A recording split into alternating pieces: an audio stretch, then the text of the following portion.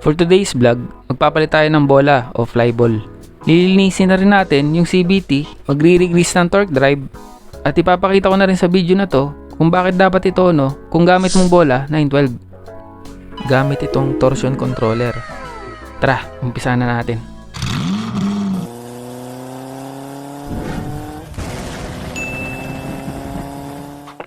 So ihanda muna natin mga gamitin natin. Itong close wrench, itong Y-tool, itong socket wrench na 17mm yung bala. Yan, 17mm. Itong close wrench, saka itong mga socket. Itong 1000 grit na liha, itong brush, saka itong bola natin kasi magpapalit tayong bola eh. Saka grasa, high temp grease, saka itong mga basahan. Saka nga pala yung gasolina, saka yung tray. So baklasin muna natin tong bandang air duct filter gamit tong 10mm na socket. So yung brand nga pala na ipapalit natin bola, JBT. Saka yung high temp grease natin, top 1. So ito siya, air duct filter natin. Marumi na rin. Kasi last bukas ko ng panggilid ko, nasa 35,000 odo. So ngayon, nasa 56 na ako. So nasa 20,000 odo. Bali sa paglinis natin itong foam, ipapagpag lang natin to. So baklasin na natin itong crankcase natin. Paikot. Bali, itong gagamitin natin, 8mm na socket. So ako, nagbukas ako ng panggilid ko. Pag naramdaman ko na parang nanginginig na, parang may dragging na ng konti. Saka pag na-long ride ko na mga 3 beses. Lalo na pag nadaan ka sa mga maalikabok, saka mga mabuhangin. So ito, natanggal na natin itong nasa ilalim. Bali, may mahaba siyang tornilyo, saka may maigsi. So tabi muna natin. So sa crankcase, meron tayong 7 tornilyo. Magkakasukat lahat yan. So tabi muna natin. So sa pagbaklas, hatakin nyo lang. Ayan, bukas na yan. Ito, medyo marumi na siya. Pero hindi pa ganun karumi. So baklasin na natin tong pulley drive base gamit tong Y-tool sa itong 17mm na socket wrench. Ang pihit nito pababa. So pababahan lang siya, bubukas na yan itong nut nya. So once na naluwagan na natin, pwede na natin to kamayin. So ito siya. Medyo may konting alo ng konti, pero pwede pa rin. Itong nut, itong washer, saka itong nya, isang malaking washer. So ganyan siya. Tatabi muna natin. So ito, may isa pa siyang washer dito nakalagay. Hugutin na natin itong pulley. So dito sa pulley, meron siyang mahabang bushing. Ito. So i-check natin itong bola, itong backplate, saka itong slide piece niya. So yung bola ko, wala pa masyadong kanto. So bilog pa siya. So pwede pa siguro to. Oh. Baka hindi ko muna siguro to palitan. Kasi dun sa backplate ko, niliha ko yung mga kanto nun eh. Kaya hindi na nangangain ng bola. Kaya 20,000 odo na tong mga mga bola ko. Okay pa. JBT rin tong brand na to. So overall, goods pa yung bola natin. Saka okay pa. So ito, lilinisan na lang natin to ng gasolina, itong mga metal parts. So ito, ikumpara natin ng bago sa itong luma. So medyo okay pa nga eh. So hindi ko muna siguro talaga papalitan to. Goods pa. 20,000 odo. So tapos, mayroon pa siyang isang bushing dito na maliit after nung pulley. So after nung maliit na bushing, meron pa siyang isang washer na maliit. Nakalagay dito sa may oil seal. So goods pa yung oil seal ko. Tabi muna natin. So baklasin na natin tong bell gamit tong 24mm na close wrench kasama tong Y-tool. So ang pihit niyan pababa. Ito, naluwagan na natin kaagad. So kamay na natin. So itong nut, itong bell, linisan na natin itong gasolina mamaya. So okay pa naman siya. So goods pa. 56,000 odo. Okay pa siya. Tabi muna natin. So check na rin natin itong belt. Last palit ko nasa 32,000 odo. So okay pa siya. Maganda pa. So ito yung code nya. Tabi muna natin. Tapos itong torque drive. So goods na goods pa tong panggilid natin. Di pa siya ganun karumi. Konting hugas lang to. Okay na to. So, baklasin muna natin tong torque drive gamit tong 39mm na close wrench. So, ang diskarte natin, ipupukpok lang natin dito. Maluluwagan na natin tong nut. Konting ikot ng kamay. Ayun. So, medyo goods pa naman. So, pero, nilinisan natin ito mamaya gamit gasolina. Saka lilihahin natin to. Medyo makinis na yun. Tapos, dito na tayo sa may spring. Tapos, may plastic. So, tanggalin natin. So, hindi ko na napakita sa inyo itong pagtanggal ko ng torsion controller kasi sumahabog yung bulitas eh. So, mamaya papakita ko na lang sa inyo kung paano siya binabalik. So, tanggalin natin tong pin dito gamit tong long nose. Bali, itong pin, 3 to ah. So, itabi nyo lang. Hugasan natin ng gasolina. So, ito siya. So, ang gagawin ko, sumabog na naman. So, ang gagawin ko lang dito, bali, pupunasan lang natin to. Kasi hindi ko to inuwagasan ng gasolina eh. Kasi may rubber to. Hindi ko na rin siya inaalis eh. Bali, pupunasan ko na lang ng basahan to. Hanggang sa luminis. So, anong purpose? Bakit tayo naglalagay ng torsion controller? Para hindi tayo matuyuan ng grasa dito. Papakita ko sa inyo, pag binalik natin to, kunwari, ito. Kasi ganito yung orientation yan eh. Tapos may spring yan dito. So, pag wala siyang torsion controller, may friction yan dyan. So, pag mabilis ang RPM mo, lumalakas din ng friction o yung kiskisa ng metal to metal. Sobrang init, dun na nasusunog yung bell natin na nagtatalong siya, nagkukulay talong. At dun din tayo natutuyuan ng grasa. Ako, last regrease ko na ito, 35,000 odo. Ngayon, papakita ko sa inyo kung mayroong torsion controller. 2 years na ako gumagamit nito. So, ganito ang paglagay niyan para hindi siya sumabog na naman tulad kanina. Tapos, baliktad nyo ganito. So, pag nabaliktad nyo na, yan, lalagyan natin ngayon ng spring. So, ngayon, papakita ko sa inyo na nagle-lessen yung friction niya kasi may bulitas doon na parang bola siyang binabawasan niya yung friction ng spring sa anong metal. Sa yun ang purpose niyan. Hindi tayo matutuyuan ng grasa. Ako 2 times pa lang ako nagre-grease. Siyempre, importante na magre-grease ka dahil yung viscosity ng grasa nagbabago. Pag matagal na siya dyan, dapat papalitan mo pa rin. So dahil nalagyan natin ng torsion controller, yung spring mo parang tataas yan eh, magiging 900 RPM. Diba ang stock natin 800? Kaya ang bagay dito, ang bola mo dapat 912 kasi saktong-sakto yun. Para sa akin ha, ewan ko lang sa inyo kasi ganun ako nagtono eh. Para sa akin goods na siya eh. So pupunas-punasan lang natin to gamit basahan. Hindi ko na to paliliguan ng gasolina. So, kung may tanong kayo about dito sa torsion controller, i-comment nyo na lang sa baba. Ilagay ko na rin yung Shopee link sa baba sa may description kung interesado kayo rito. Para sa akin, okay itong torsion controller kasi naiwasan natin ng overheating. Sa itong mail, pupunas-punasan na lang din natin ang basahan. Hindi kasi gasolina pinalilinis ko rito eh. Punas-punas lang sa akin to eh. Dito naman tayo sa lining. Sa pagtanggal na ito, sisikwatin lang natin ng screwdriver, flat screw. Ayan o. Ganyan lang pagtanggal na ito. So, 2. Bali 3 to eh. Ito, so, itong last one. Flat screw lang. Sisikwatin lang natin yan. Ayun, tanggalan natin itong 3. Bali, mahaba itong video natin. Baka lagyan ko na lang ng timestamps para mamili na lang kayo kung anong gusto nyo panoorin. So, natanggal na natin yung lock. Ito, tatanggalin natin. Pupukpukin lang natin to para matanggal to. Yun, tanggal na. So, ang next naman natin, after matanggal niyan, itong spring naman. So, sa pagtanggal na itong spring, gagamitan lang natin ng long nose. Natanggal na natin itong isa. Dito na tayo sa pangalawa. So, ganito lang technique niyan. So, tanggal na natin itong pangalawa. Dito na tayo sa last. So, yan. Ganito lang ang technique. Ipitin nyo lang dyan.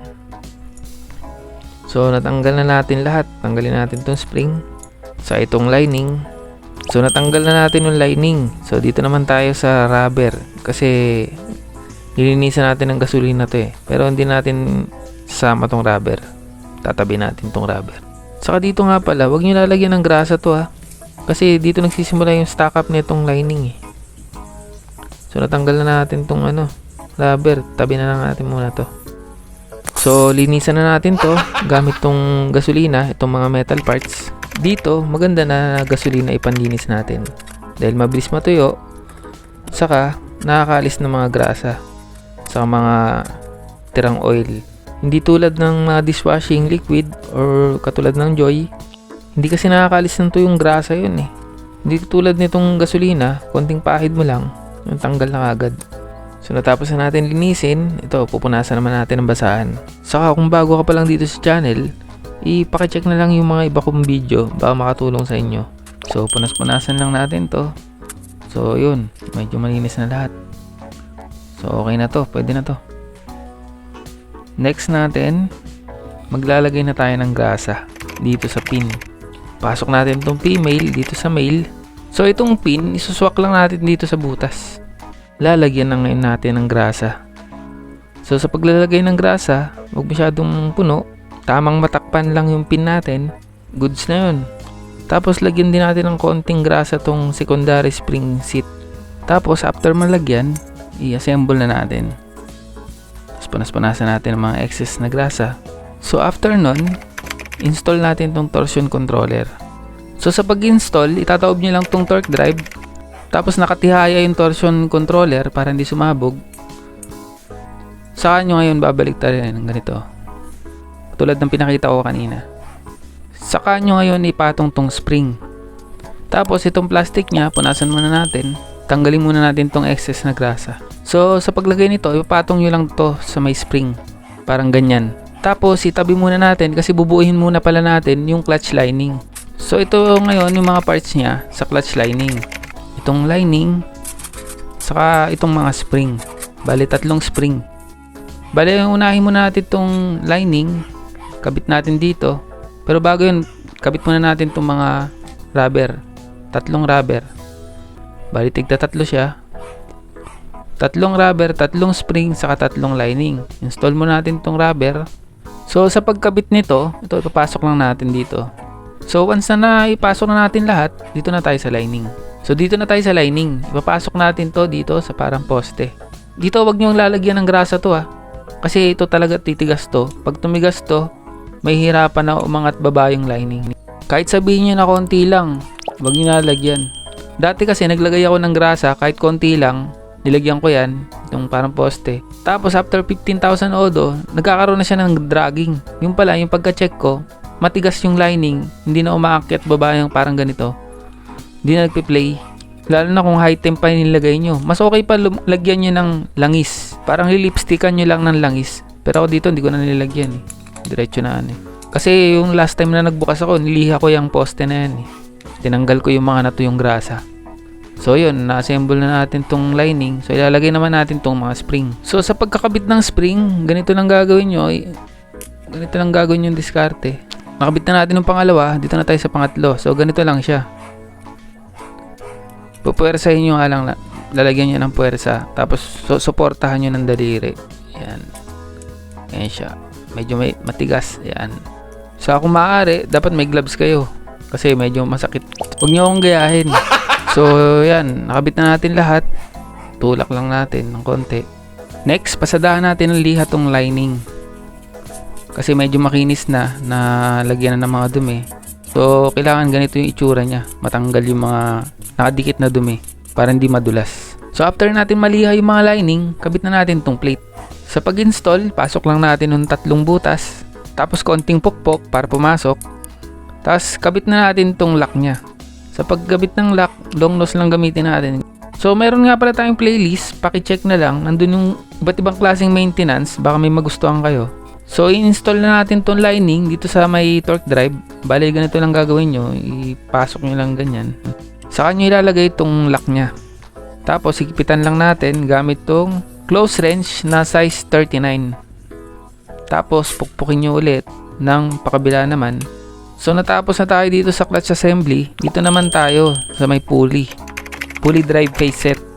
So sa pag-install, unahin muna natin itong bola. 9 grams muna bago yung 12. 9, then 12. Alternate lang. So sa akin, hindi ko pa pinalitan. Bale kasi goods pa eh. So double check natin kung tamang pagkaka-range. So ayos na siya. Dito naman tayo sa backplate. Bali sa backplate, ilagay natin tong slide piece. So itong slide piece ko medyo maluwag na kasi Shopee ko lang to nabili. Mas maganda pa rin talaga yung galing kasa kasi yun, yung original. Kasi yun masikip talaga. Ito ang luwag eh.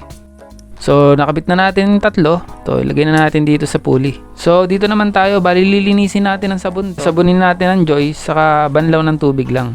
Saka may nagtanong nga pala sa group ng Grabis kung gumagalaw ba to kahit minimal lang. Ang sagot po, wala po siyang galaw kahit minimal lang. Kung sakali pong gumagalaw sa inyo, baka may problema na po yung gearbox nyo. Baka po kasi magkaroon ng malaking problema, mga gear doon, mas lalong mapapamahal. So balik na tayo dito. Bali ito, lilinisan lang natin to gamit tong joy na sabon. Tapos saka natin babalnawan ng tubig. So ganun lang tayo maglinis na ito. Hindi ko nagagamitan to ng gasolina dahil baka masira na naman yung oil seal ko. Saka kapapalit ko lang nito eh. So dito naman tayo sa crankcase. Tamang pasadahan na lang natin to ng tubig na may sabon na joy. Tapos okay na to, goods na to. Wala nang bakterya to. So after mahugasan, punasan naman natin ang tuyong basahan. Sa kung may nararamdaman kayong dragging sa motor nyo, baka kasi may hindi natama dun sa loob, dapat na ma-check. Kasi kung hindi nyo ma-check na maaga, magkukos ng malaking sira. So dito naman tayo sa may pulley drive base. So ibabalik na natin tong washer muna. Saka ako may pamanhiin akong sinusunod, hindi lang basta ako naglalagay. Bali itong washer, meron tong magaspang, meron tong madulas. Itong madulas na part, ito yung nakaharap doon sa oil seal. Tapos itong magaspang, ito yung nakaharap dito banda sa may bushing. So ilagay na natin. Next naman na ilalagay natin itong bushing. So itong bushing, meron din siyang madulas, meron din siyang magaspang. So yung madulas na part, nakaharap sa atin, yung magaspang, nakaharap dun sa may bandang oil seal. Try, kabit natin. Kasi para sa akin, pag mali yung part na nailagay nyo, itong magaspang nakaharap sa atin, so ang tendency nun, magagasgas yung likod ng backplate. So ito, ibabalik na natin tong pulley drive base. Hindi ko na napakita sa inyo yung mahabang bushing. Itong sa mahabang bushing naman, meron din siyang magaspang, meron din siyang madulas. So yung madulas, nakaharap dun sa may backplate, tapos yung magaspang, nakaharap dito sa atin. So dito naman tayo sa isang washer. Itong washer na to, meron din magaspang, meron din madulas. So yung madulas, nakaharap sa atin, yung magaspang, nakaharap dun banda sa may bushing. Para hindi rin magasgas itong likod ng drive base. Next, dito na tayo sa washer, saka itong malaking washer. Saka itong nut. Itong malaking washer muna, tapos itong maliit na washer, tapos itong nut. Ito napaka-importante. Itong malaking bushing nga pala, wag nyo lalagyan ng grasa to ha. Kasi dito na yung time na ma-stack up yung bushing, tapos madadamay na rin yung backplate. Pag na-stack up na yan, wala ka ng choice kundi gamitan na yan ng puller. Walang ibang dahilan doon kung bakit may stack up yan kundi nilagyan mo ng grasa. Lalo na kung stuck yung pyesa mo. Kaya parang awa nyo na, wag nyo nang gawin. Okay, yeah. So balik tayo dito sa ginagawa natin. Ito, nalako na tong pulley drive base. So ilagay muna natin tong belt. Sa pag-install ng belt, dapat nakaharap tong pangalan. Yan, nakaganyan. Dapat nababasa. So ilagay muna natin. Next, lagyan natin tong konting grasa. Itong lagayan ng torque drive. Tapos, grasahan na rin natin tong bearing dito sa loob ng torque drive. Tapos, para maabot natin yung pinakadulong bearing, gamitan natin ng technique. So maglalagay tayo na dito ng konting grasa. After natin malagyan ng grasa, babalik natin tong torque drive, tapos paikutin natin. Paikot-ikutin lang natin ng mabilis kaliwat kanan. So para malagyan yung pinakadulong bearing.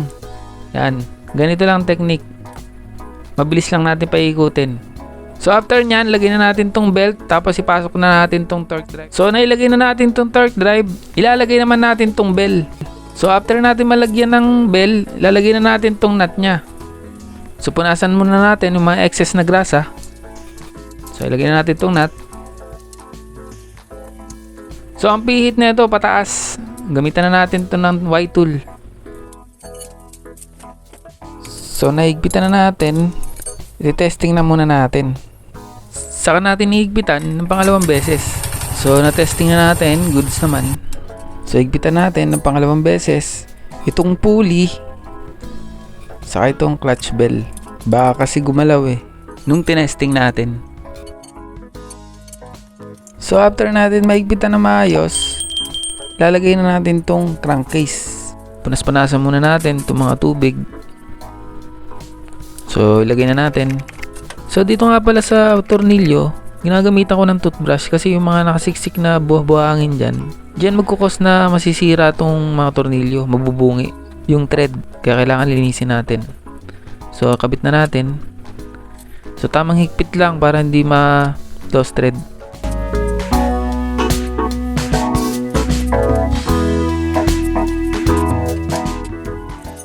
So dito tayo sa maliit na plastic na to. Dito nakalagay ito sa ilalim ng crankcase.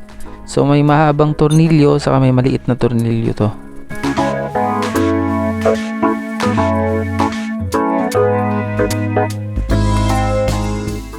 Next, ibabalik natin tong air duct filter saka itong case nya.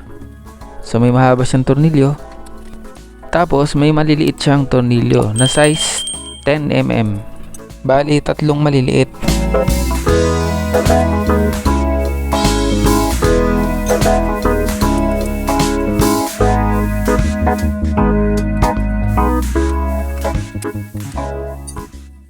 So final testing na tayo. All goods na. So hanggang dito na lang tong video na to. Maraming salamat sa mga nanood. Ride safe always. Thank you.